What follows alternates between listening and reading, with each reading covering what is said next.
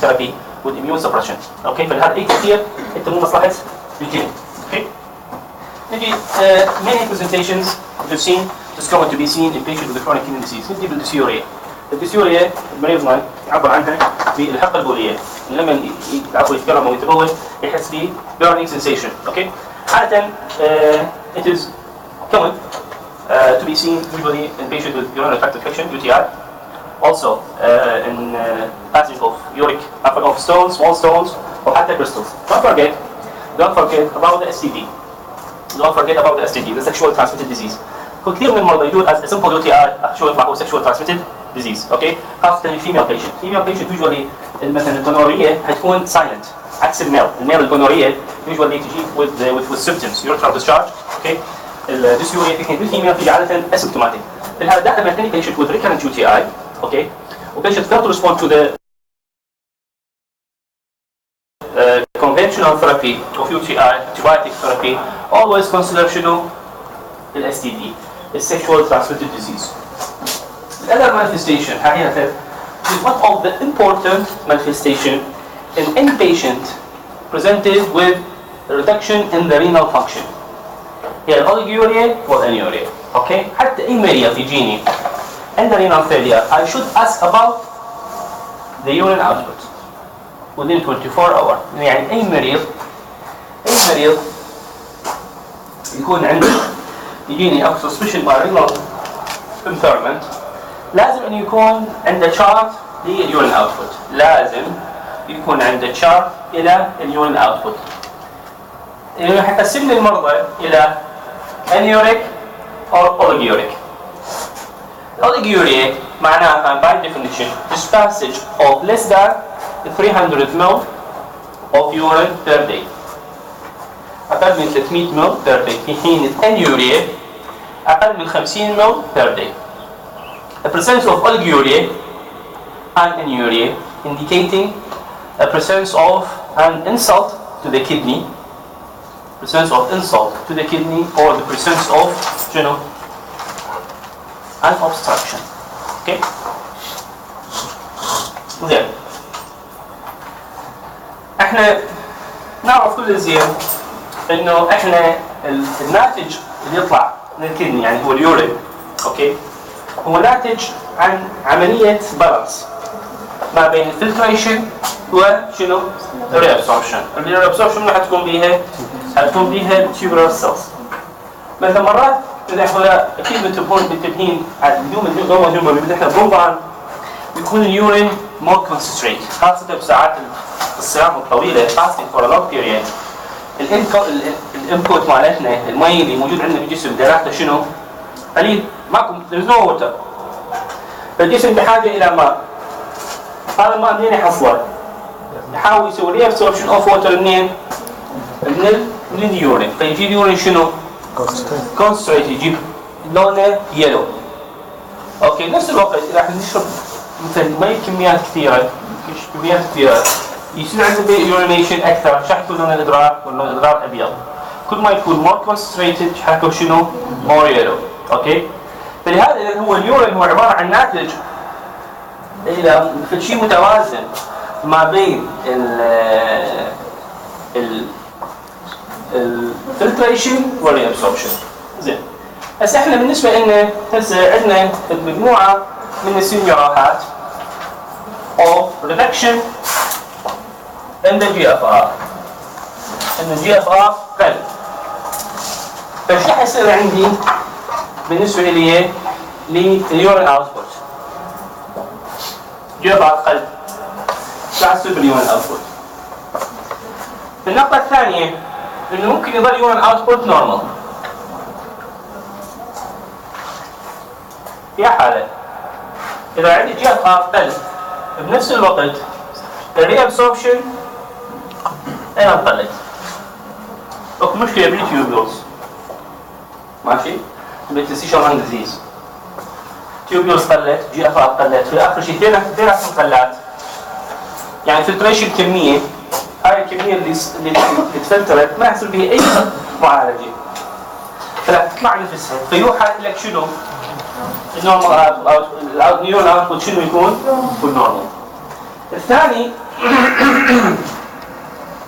الجي اف ار قليل reducing the urine output. Okay, the urine output reducing in the urine output. ولا شوفوا هذا.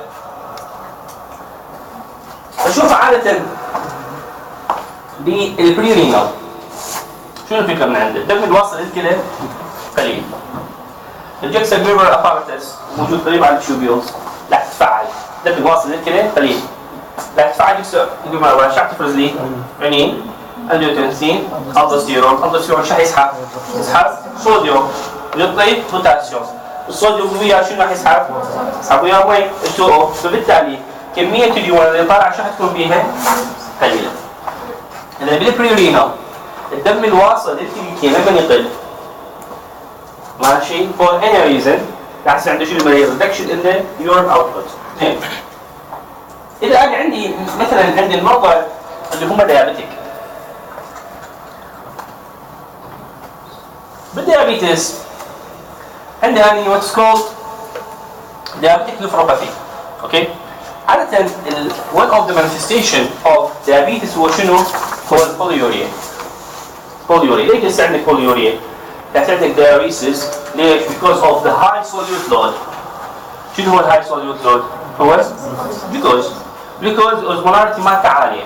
يسحب وياه مي فالفلتريشن مالت المي يصير أعلى فيجيك شنو المريض؟ polyuria. يعني شنو لون اليورين؟ أبيض. ماشي؟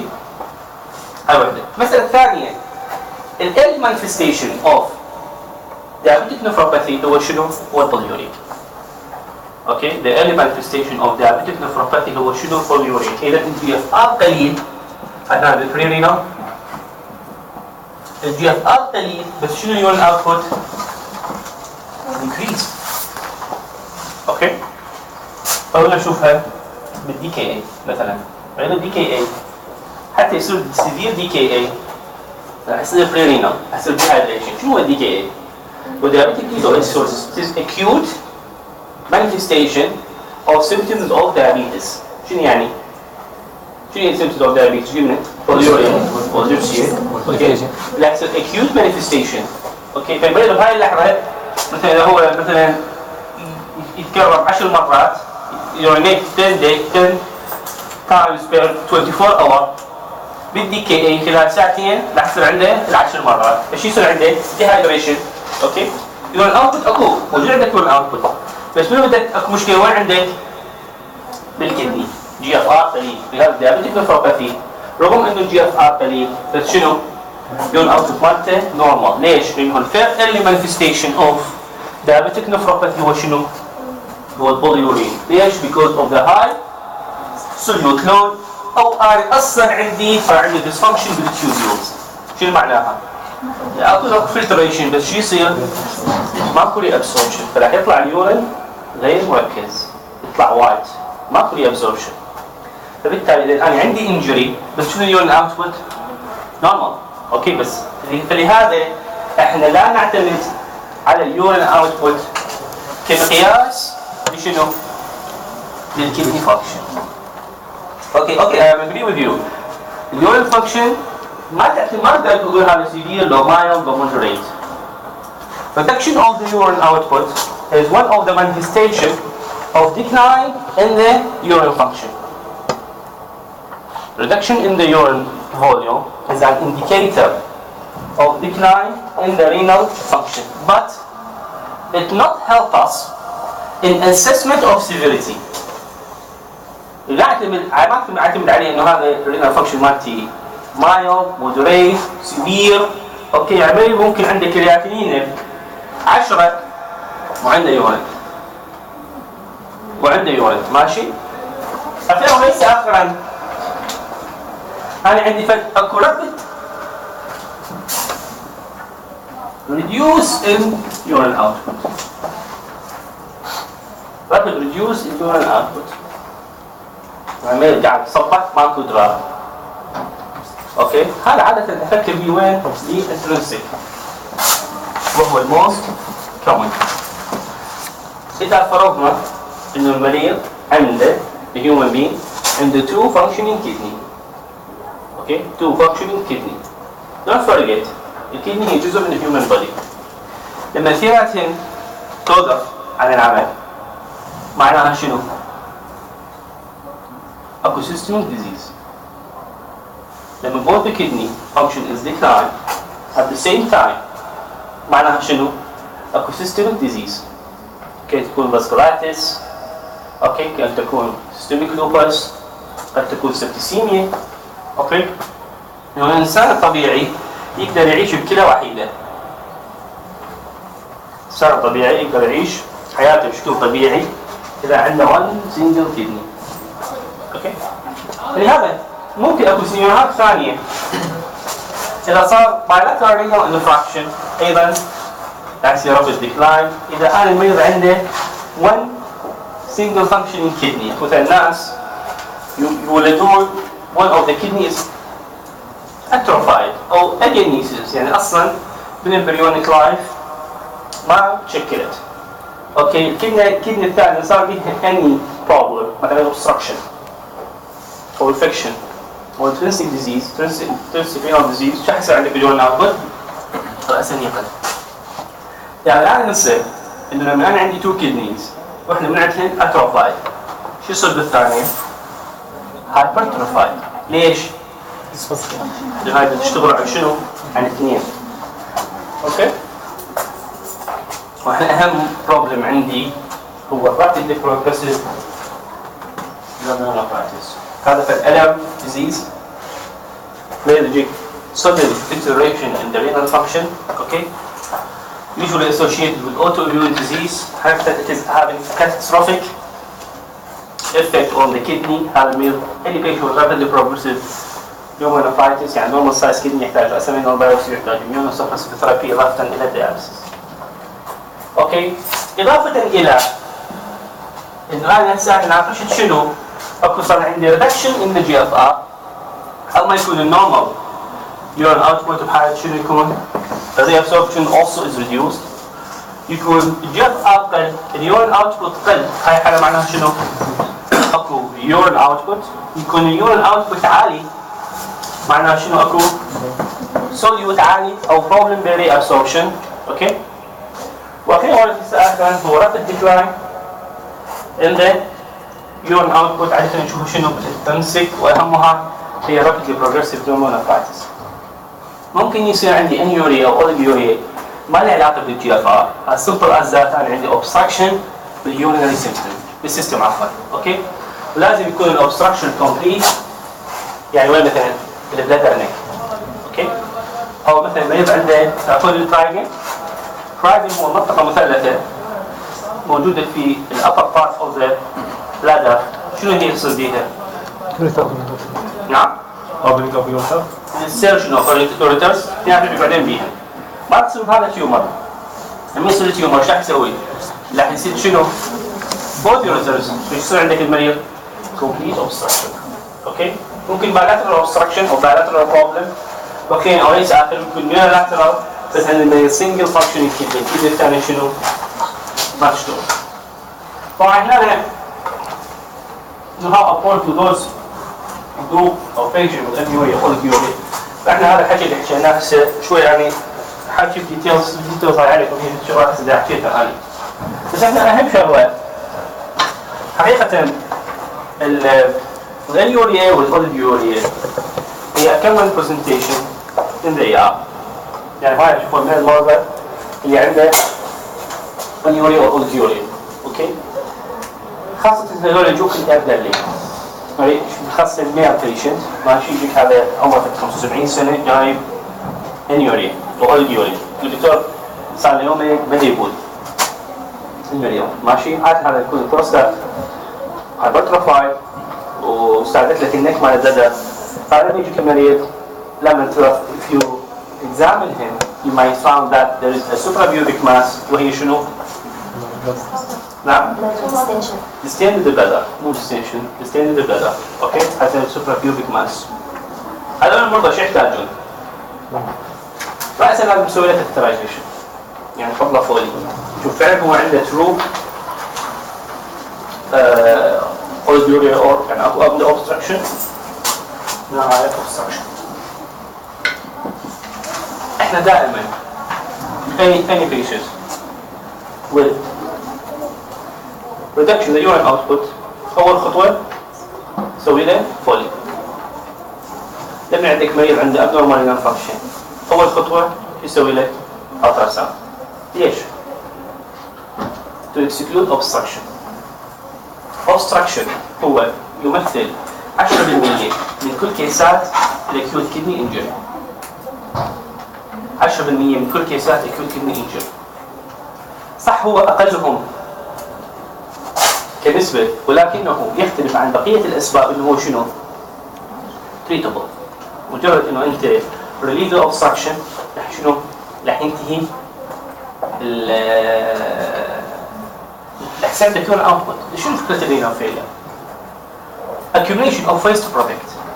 المفروض normal human being urinate there راح يصير به accumulation. بس يصير عندي انقطاع بالادراك بالبول، هاي راح يصير عندي build up of these شنو؟ of these waste products. فلهذا احنا obstruction اهم شيء تسوي له exclusion في اي مريض يجيك abnormal renal function for the first time. وشلون نعرف الاوبستراكشن او الاوبستراكتيف؟ شلون نعرفه؟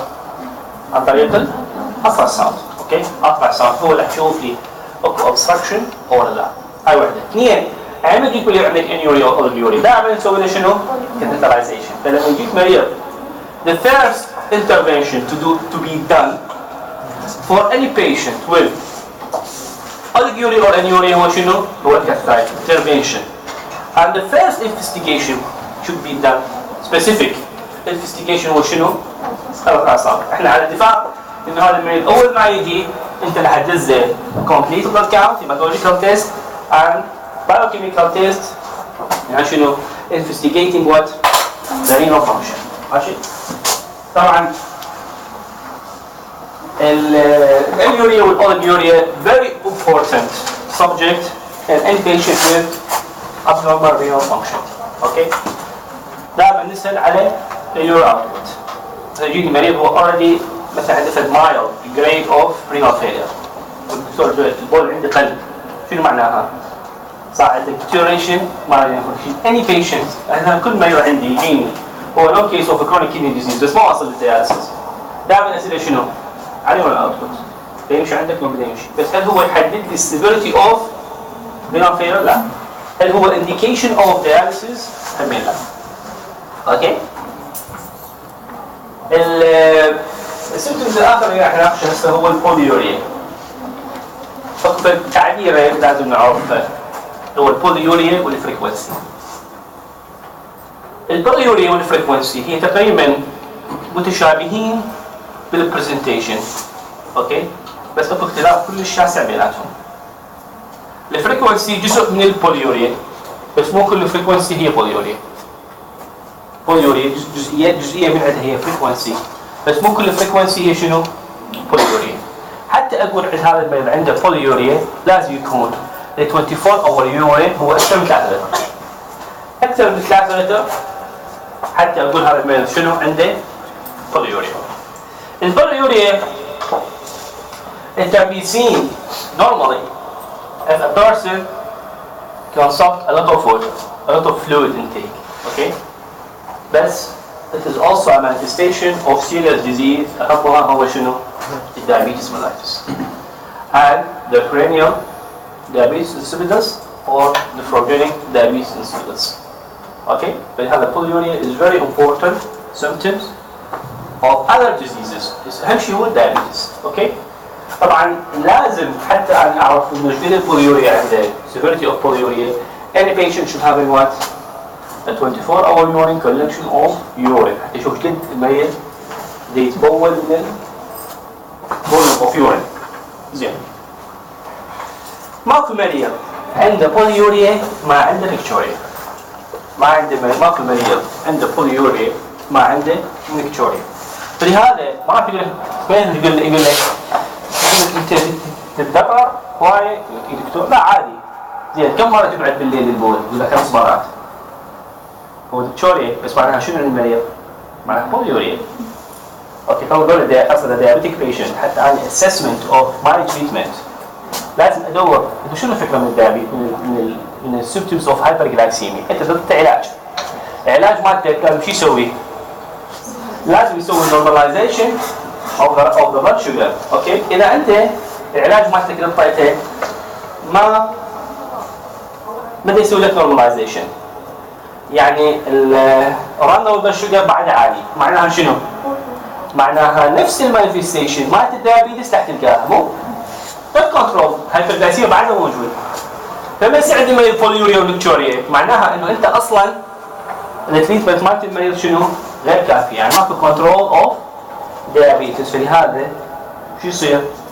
كل الكومبليكيشن تبقى عند المريض. فلهذا دائما انا اي مريض ما اسال عليه كم مره تتدرب باليوم، اساله كم مره تقعد بالليل الادراك، لانه اذا مريض عنده بوليوريا ديفينتلي عنده شنو؟ عنده نكتوريا. اوكي، ديفينتلي عنده نكتوريا. نكتوريا تفيدنا بشغله ثانيه، مش قلت لي تعرف هذا السؤال، بس قلت يعطيك معلومات، يعطيني معلومات بالدايابيتك بيشنت هل هو كنترول دايابيتس او نون كنترول دايابيتس. اوكي، طبعا ايضا النكتوريا لها علاقه مثلا بالانفيوز فلويد انتيك، مثلا واحد قبل ما ينام يشرب مي هوايه، يشرب سوائل هوايه، انه ممكن احتمال كبير انه يقعد بالليل. بريجننت ليدي ايضا سوت نكتوريا. اوكي، ممكن انه دائما الدايركت كيوز. شوف احنا لما نعطي دوز مال دايوريسز لازم نعطي مال دايوريتك ثيرابي، عفوا لازم نعطي شو وقت؟ at early morning. ليش؟ الايرلي مورنينج حتى المريض هو قاعد بالنوم يقدر يعني يدخل للباثروم ما عنده اي مشكله. اذا قعدت انت بالليل شو يحصل عنده؟ يحصل عنده نكتوريا، راح يضطر انه يقعد بالنوم يروح للتواليت وهو كل شيء مزعج له. اوكي؟ الايرلي مانيفستيشن اوف سي كي دي هو نكتوريا. الايرلي مانيفستيشن اوف سي كي دي اوف كرونيك كيدني ديزيز هذا الاختصارين سي كي دي اي كي اي acute kidney injury والسي كي دي وكرونيك كيدني ديزيز. You should be familiar with them. اوكي.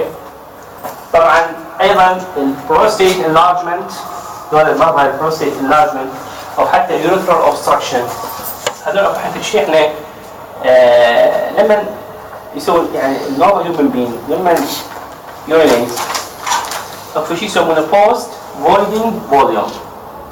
بوست فويدنج فوليوم يعني كميه الادرار المتبقيه ما بعد اليورينيشن. احنا بالنسبه لنا لما نسوي اليورينيشن نورمال فيزيولوجيكال اوف يورينيشن احنا ما راح نفرغ المثانه 100%.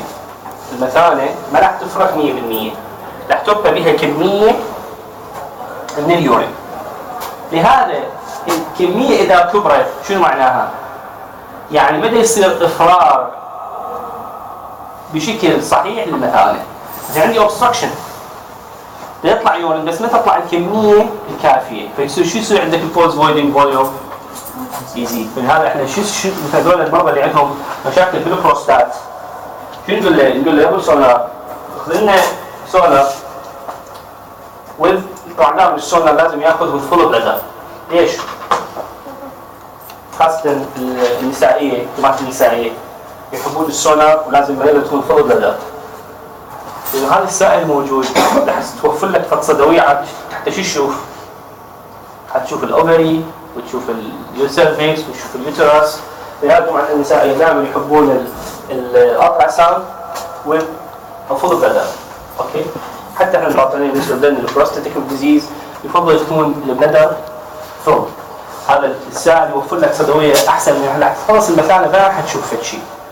فلهذا احنا شو نقول له الاشعه طبيب الاشعه طبيب الالترا ساوند نقول له خذ لنا سونار بعدين ورا ما يقدر المريض هم اخذ سونار حتى يقيس ايش قد البوست فويدنج فوليوم. يعني قاعد تكون تشوف كميه كبيره اذا مثلا عندك مشكله عندك اوبستراكشن اكو مشكله بالانرفيشن مالت البلادر النيورجانيك بلادر. اوكي. بعد النكتوريا عند الفريكونسي. الفريكونسي معناها زياده في عدد مرات التبول. الفريكونسي معناها هي زياده في عدد مرات التبول.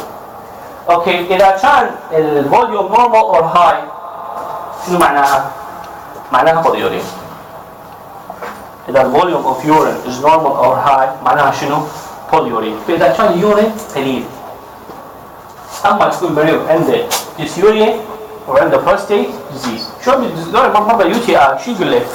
sensory مات يقول لك دكتور انا افوت اسوي يورينيشن وربع ساعه احس incomplete emptying يعني اطبع عندي يورين ادخل ما يطلع شيء اطلع كميه قليله من اليورين شنو هاي فريكونسي ايش يقول فكشن او عنده يوريك ستون عفوا يورين كريستالز عنده كريستال او حتى ستون يصير عندك irritation of the bladder because of the amount of urine اوكي عندك irritation بالبلادر بيصير فلهذا بيحس المريض يقول لك دكتور ما عندي incomplete emptying فايش صار اما عنده prostate وعنده problem اما infection او crystals او stone في حين اذا كان normal of urine high او حتى normal هذا هو جزء من شنو؟ جزء من البوليوريا اوكي بس اخر شيء ما بنقول على المريض عنده بوليوريا بحاله واحده شنو هي؟ اذا جمعت يورين خلال 24 ساعه ولقيت اكثر مثل اخر اوكي عندي الهيماتوريا المحاضره السابقه حكينا على الهيماتوريا وحكينا شنو هي الهيماتوريا وشلون اعرف الهيماتوريا بس هاي المحاضره نحن مرور الكرام على الموضوع بس حكايه واحده لازم نعرفها نذكرها هي الماكروسكوبيك والمايكروسكوبيك او نون فيزبل الماكروسكوبيك يعني المريض راح يشوف by his naked eye راح يشوف شنو blood in urine شو يسمونه هذا macroscopic or gross hematuria في حين النون فيزبل او المايكروسكوبيك شنو يعني معناها انت ما تشوفها بالعين المجرده الا بواسطه الميكروسكوب اوكي طبعا اي هيماتوريا هو significant any hematuria هي significant اوكي لانه indicating a bleeding from anywhere in the urinary tract then don't forget for any female patient which is presented with hematuria to ask about menses عندش menses ولا لا menses هيصير لك contamination of the urethral opening وبالتالي هيجيك false hematuria اكو blood بس البيشنت يكون due to what? due to menses فلهذا دائما ask about the menses فهنا بدنا نحكي how to differentiate it between الماكروسكوبيك عن المايكروسكوبيك هذا الحكي حكيناه في المحاضرة السابقة اوكي احنا بالنسبة لنا اذا كان الهيماتوريا significant كان الهيماتوريا significant طيب approach اليه اول خطوة مثل ما قلنا exclusion of any menstrual cycle exclusion of any infection and exclusion of trauma kidney trauma may result in bleeding اوكي الخطوة اللي بعدها نحتاج سيستوسكوب يعني شنو السيستوسكوب؟ يعني نعطوه مثالي حتى نشوف انه اكو مشكلة عندك بالبلادر بعدين سي تي and ultrasound or IVU radiography إذا anatomical lesions في هاي الحالة أسوي يعني assessment according to the lesion anatomical lesions looking for في هاي الحالة شنو معناها؟ منين جاي البلد؟ منين جاي من الكدني اوكي اذا كان عندك السيستوسكوب نيجاتيف هو السيستوسكوب هو الفاصل اذا السيستوسكوب نيجاتيف راح تحول من وين؟ على طبيب الباطنية اذا السيستوسكوب بوزيتيف او سي تي بوزيتيف او الاي بي اي بوزيتيف او اناتوميكالي وين يحول؟ على اليورولوجيست على طبيب الجراحة الدولية اوكي ماشي نشوف الفيتشرز اوف proteinuria, hypertension, abnormal renal function, family history, signs of systemic disease. If it is present, this is a definite indication of شنو of renal biopsy. If there are these features are absent, I have شنو patient just observation. Which and very important two syndromes, a nephritic and nephrotic. Nephritic and nephrotic, these two syndromes, they are seen in glomerular disease. Nephritic and nephrotic, they are seen in